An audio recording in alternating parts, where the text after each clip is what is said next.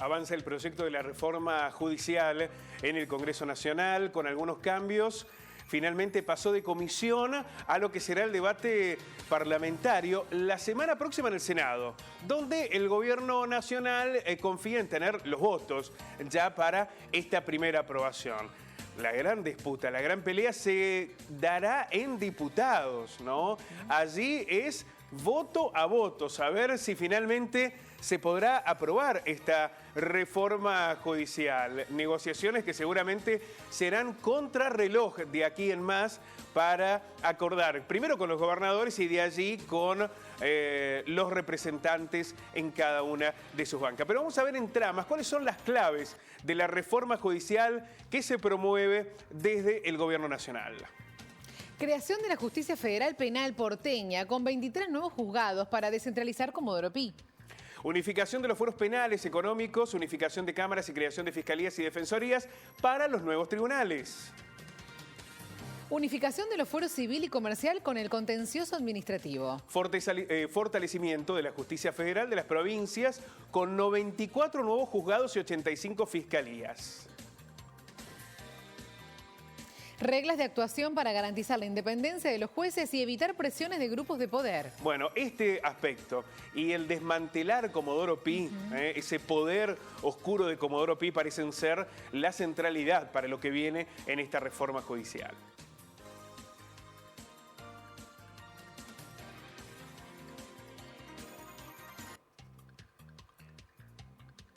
Y vamos a tomar contacto con el doctor Pablo Hueve, docente de la Universidad Nacional de Río Cuarto, abogado, para que nos ayude precisamente a analizar lo que tiene que ver con esta reforma judicial y hacia dónde vamos con estos cambios que promueve el gobierno. Doctor, ¿cómo le va? Buenos días.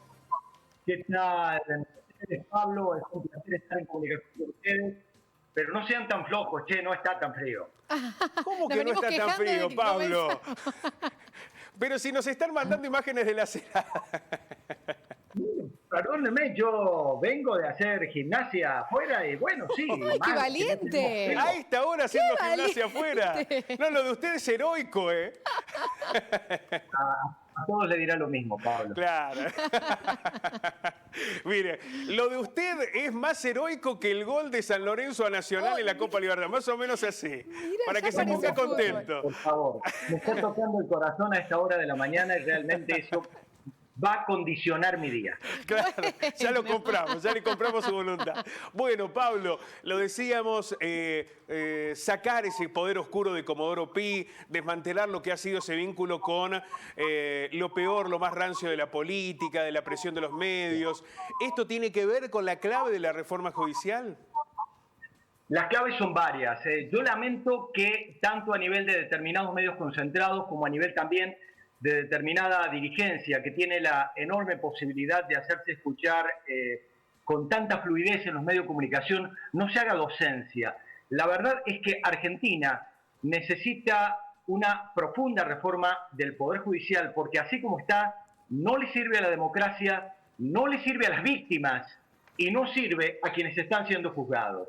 En lo fundamental, acá lo que se está omitiendo decir es que se duplican la cantidad de juzgados federales en la ciudad de Buenos Aires y que cuando no haya juzgados cubiertos, es decir, cuando existan vacantes, no esperar 2 años y medio, 3 años a todo el proceso que sigue por el Consejo de la Magistratura, un cuerpo que lamentablemente no ha cubierto todas las expectativas de la reforma constitucional de 1994, pero ese es otro tema.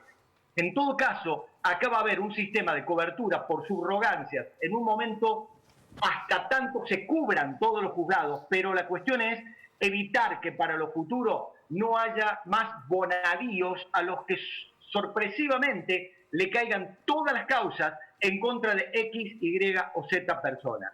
Por otro lado, es bueno que se termine con el proceso inconcluso de transferencia del Poder Judicial a la Ciudad de Buenos Aires. Por lo tanto, las causas penales de la Ciudad de Buenos Aires serán juzgadas por la justicia de la Ciudad de Buenos Aires.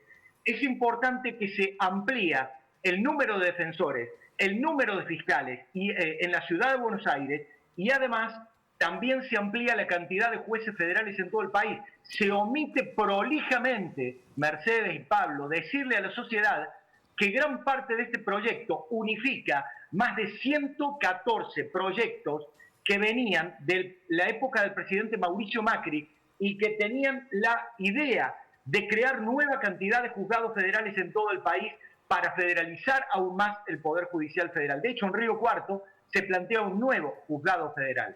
Los dos puntos más polémicos de los cuales ustedes dos han hecho un comentario tiene que ver, primero, con algo, debo decirlo, que me parece innecesario y hasta puede ser leído como peligroso, que es esta pauta para los jueces, de lo cual ya me voy a referir. Y lo segundo, el consejo consultivo, que todo el mundo se ha quedado con un hecho anecdótico. Claro. Que un abogado muy prestigioso, a quien conozco, Gregorio Dalbón, vaya a formar parte de ese consejo y se lo está tachando solamente por ser un abogado que está en este momento contratado para una causa penal por la vicepresidenta Cristina Fernández.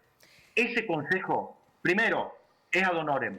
Segundo, es consultivo y no es vinculante. Tercero, va a tener que dictaminar sobre cuestiones en las cuales el Poder Judicial está en mora. Por ejemplo, la equidad de género en su composición. Segundo, el funcionamiento de la Corte Suprema de Justicia. ¿Sabe usted, Pablo, sabe usted, Mercedes, que tenemos una Corte Suprema que imita el sistema norteamericano? Solo con el sistema norteamericano llegan 2.000 causas por año y en Argentina llegan 3.000 causas por mes.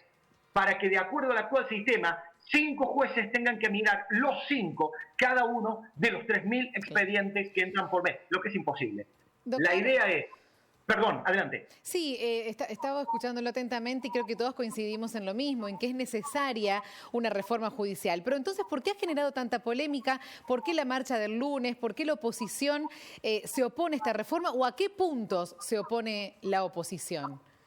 Bueno, lo de la marcha del lunes, Mercedes, si usted le pregunta a 10 personas por qué marchaban, le van a dar 10 argumentos distintos. Algunos marchaban porque... en contra de la cuarentena, otros marchaban en contra de la reforma judicial, otros marchaban por la apertura de la economía, otros marchaban por mayores libertades. Es decir, me parece que se ha generado la idea de que aquí lo que se busca es manipular al Poder Judicial, etcétera, etcétera. Y indudablemente, la forma en que se presentaron estos dos puntos de los que usted presentaba recién, Mercedes, y que Pablo hacía una acotación, no son menores. Este consejo consultivo, hay que dejar tranquila a la sociedad, no es un consejo vinculante. Por lo tanto, si ese consejo consultivo, que va a ser de profesores y abogados de todo el país, dice que es necesario ampliar el número de jueces de la Corte, que es necesario meter más mujeres en la Corte, que es necesario que la Corte funcione por salas y no por pleno permanente, no es vinculante porque nos olvidamos de que eso va a tener que pasar por el Congreso de la Nación. Y segundo tema, y esto sí debo decir, que me preocupa, que es la cuestión de las pautas para jueces.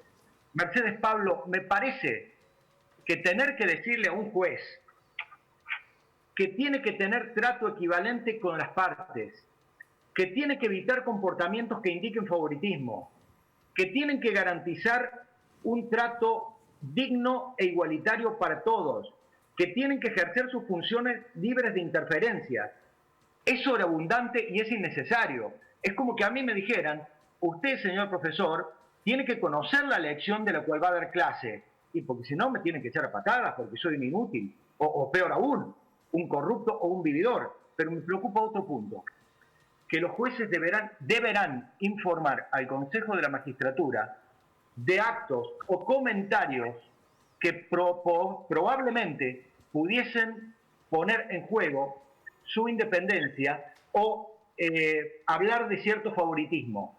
¿Qué significa esto? Que si Pablo Callejón, que si Mercedes Mañano dicen que el juez X equivoca el enfoque en determinada causa, ustedes dos van a tener que ser denunciados ante el Consejo de la Magistratura porque hay una presión periodística para que el Poder Judicial tenga determinada sentencia. Claro. Eso me preocupa e insisto, creo que es innecesario.